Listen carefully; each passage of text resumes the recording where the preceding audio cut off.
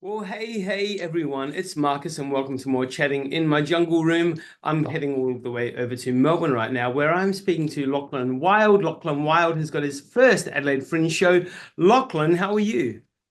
I'm great. I'm really, really good. Uh, Having a great day. How are you doing? Not too bad, thank you. The sun is shining. Things are good. Adelaide Fringe is literally one day away from officially starting. This is exciting.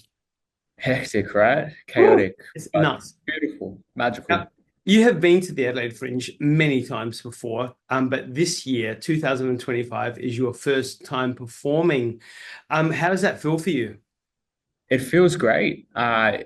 You know, stars aligned and it just really felt right, coming from Melbourne and going to Adelaide, the opportunity, when Fool's Paradise approached me to perform, how could I say no?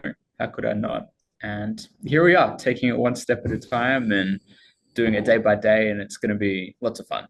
It is absolutely going to be fun because you know what? Everything just comes alive. We actually had a sneak peek weekend in Adelaide last weekend for Garden of Unearthly Delights and Gluttony.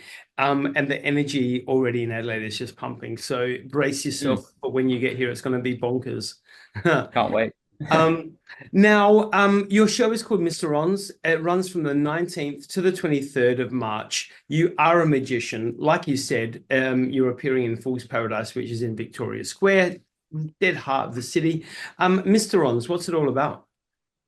It's a magic show mixed with storytelling, with visual magic, and magic that I've sort of based on classics as well. So you can expect classics of magic done in a modern way. And the story is based on myself, my relationship with my grandfather, and just when I was a kid growing up, going to my grandparents' house, having a cup of tea, having the bickies, having a meat pie, and just being exposed to the magic of British culture from a very young age. And every time I was with my granddad, whether it be in the tool shed or just sitting down playing computer games, it would just take me to this magical world. And in this world, I felt like anything could happen. And my grandfather gave me that confidence to just go out and do it. I mean, he was an engineer. He worked in the Navy. He owned a lighthouse. So I really saw his story coming from England over to Australia as something that was quite profound and quite magical. And I just saw the link between a magic show and that. And I'm like, hell yeah, I'm just going to tell my grandfather's story. I love that. I'm assuming your grandfather has passed away. He has, yes. How many years ago was that? 2022. So 3 years ago, two and Okay. a half years ago. Yep. So this show obviously means a lot to you because it's very personal. Um, have you performed this show anywhere else yet? Over in Melbourne, for example? Yeah, Melbourne Fringe debuted last year, 2024.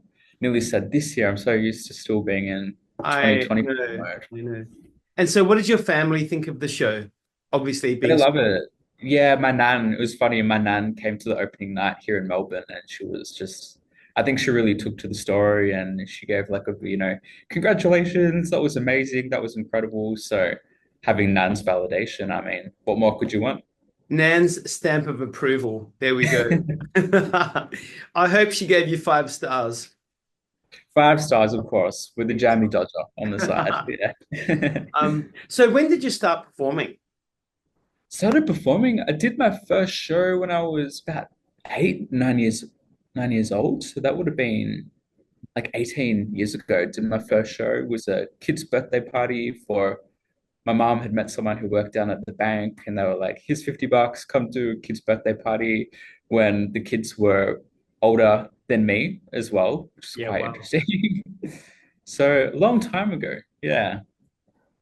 And so, obviously, between then and obviously 2024, when you did your Melbourne showing of Monsterons, were there any other shows in between that, or was that just a great big healthy break?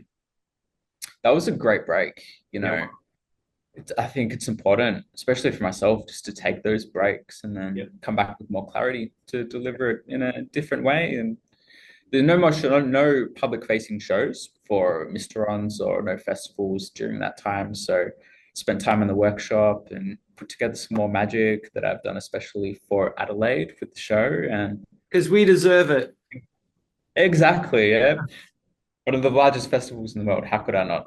Oh, exactly, exactly. And it is going to be a buzz. I mean, like you've been here plenty of times before. When you get here, obviously, you've probably got lots of mates doing shows and all that. Are there any other shows you're looking forward to catching while you're in town? Yeah, absolutely. Magic wise, Charlie Caper. Can never go Oh, wrong with Charlie. a He's, legend. you know, the best for the best. And of course, Ben Hart and some friends of mine, Abby Thomas, doing their show. And of course, also the Adelaide Theatre of Magic, seeing the shows going on down there. So I've got my artist pass ready and I've got a whole month of just coming to see as many shows as I can. So I've always got my favorites that I've gone to see every single time and, still experiencing lots of different ones as well. Of course, Head First Acrobats, who run Fool's Paradise, a lovely Cal and Thomas, they've got their shows, their feature shows, All Star Circus, and Elixir is back. Elixir revived, which I saw years ago. I mean, naturally, you want to go and see those couple of shows as well, right? Absolutely, yeah. I mean, Fool's Paradise has lots of different shows and so much variety and shows that I never would have considered myself going to see. And we're going to see them and it's going to be incredible. So there's so much to offer. And just being in the hub at Fool's Paradise has really opened my eyes to different variety of shows that are out there. So might be seeing circus one night and then drag another night and then comedy and back to back and just going to see as much as I can. It's a smorgasbord of arts and entertainment, right? Anything goes. Absolutely. Yeah. So what was it about magic that enticed you into making it a career? I don't know, really. At the first one I began, it was just like learning card tricks, and I had a mate in primary school. We would watch Chris Angel all the time growing up, and did this one illusion where he would just float. And then my mate and I found the secret for that, and I think that really potentially sparked quite a bit of it as well as just being around my grandfather. And it's like the magic bug is you learn one trick and then you learn another one and then another Yeah. one and then really becomes almost like an addiction just I was for just going to say that sounds well-being. like a healthy addiction. Yeah. It is, yeah, absolutely, yeah. It's proper Now, well-being one of for me. my favorite magicians in Australia, I mean, obviously very quite well known, has just finished doing his Australian tour, which is Cosentino. He was Yeah, just in Adelaide, oh, I think it was about 2 or 3 weeks ago, a brilliant show. So I absolutely rate him as a magician. Who do you look up to? Who inspires you? that's a really good question. Um, I really inspired to magicians such as Charlie Caper and Mario the Maker magician who are incorporating other things that aren't just magic.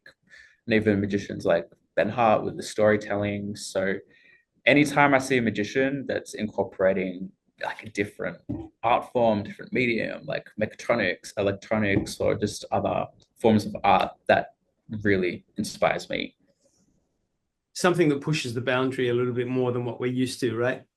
Um, Yeah, because I think magic is great and has the potential for so much, but audiences, I think, especially in Adelaide, all over the world, want to see magic incorporated with something different. And, we can wear a top hat and tucks and tails as much as we want, but we just want to see something different as well, freshen it up a bit. Speaking of fancy dressed, I mean, obviously going back to Charlie Caper, Mm, he obviously does his bow tie thing. If yes. you know the secret to the bow tie, you need to let me know because like this, I've seen him do the bow tie thing probably for about 3 years now, and I Yeah. closely I look and I know that it's coming and I'm watching it and I'm watching it and I still can't work that one out. So if you've got the inside scoop when we're off filming, you need to tell me because this one's bugging me. Well, that's the mark of a great illusion, right? A good magic Yep. trick is you watch it many, many, many times and it's just going to get you every single time. Oi, oi, oi. Hey, so when you get to Adelaide, obviously, let's call it Adelaide might even be your second home by now. I'm not sure. Mm. But when you get to Adelaide, what is something you're looking forward to doing, whether it be a cafe, a bar, a beach, a restaurant? I really love the art gallery of South Australia. Yeah, beautiful. That was beautiful. I went there, my partner and I went there last year and we loved it. So that one room they have where there's like all the red tapestry coming through, and you feel like Yes. you're walking through just a big cobweb, red Yeah. cobweb. Yeah. And I think definitely gonna have to drink some wine as well. Really want to do a winery tour one of the days off and just explore the countryside. Well, I do believe, I think Kylie Minogue is over in Melbourne at the moment, or maybe she's in Sydney, but Mm. she's somewhere over there. But we actually had the Kylie Minogue tour, the Tension tour over here in Adelaide on Tuesday night. It was mega. It was like absolutely next level. The production value was like killer. But Kylie Minogue did exactly that. She went and visited our wineries, and she spent the afternoon up at Penfolds Winery just up the road a bit. Because I mean, she's a massive wine connoisseur, isn't she, this lady? Yeah, I mean, I don't know too much about Kylie, but wine is just people, everybody we Yep. love. A lot Yep. of people come to Adelaide. Best wine in the world, as my Well, son if would it's good say. enough for Kylie, it's good enough for you to visit Penfolds Winery. All right, there we go. There's a plug. And I don't even have shares in the company. Um, um, like we said, everyone, Mysterons runs from the 19th to the 23rd of March at Fool's Paradise in Victoria Square. It's just a hop, skip, and a jump over that way. I can just walk there. Lachlan Wilde, we have been speaking to. Please, everyone, get onto adelaidefringe.com.au, get your tickets because this show is going to be great. I'm going to be there. I'm excited. Um, Lachlan, as we sign out, what can you tell everyone to do to ensure they get their tickets? What is the prompter? What's the clincher? Best thing to do is just go online to Fringe Ticks, book them right away. Don't leave it until the last minute. And you never know what you're going to see. You know, you can see my show, you see the other artists in Fool's Paradise. Go see someone that you've never thought of going to see a show before. And that show might just happen to be a magician in British theme with cups of tea and lots of biscuits. So myself. So come along, have a cup of tea, have some biscuits with me, jump on Fringe Ticks, and we'll see you there. Fool's Paradise. I love it. You had me at biscuits, so I'm going to be in the front row. Um, Got one just for you. hey, Lachlan Wild, I wish you all the best for your very first run of Adelaide Fringe shows. I know it's not going to be the last. There's going to be more because you're just going to be like aching for it all. Now you're going to be a regular. Lachlan, have the most amazing Adelaide Fringe 2025 season, and I'll look forward to seeing you when you get into town. Yes, me too. Great to chat with you, Marcus, and great Nice to meet with chatting. you. Thanks, buddy. See ya. Bye.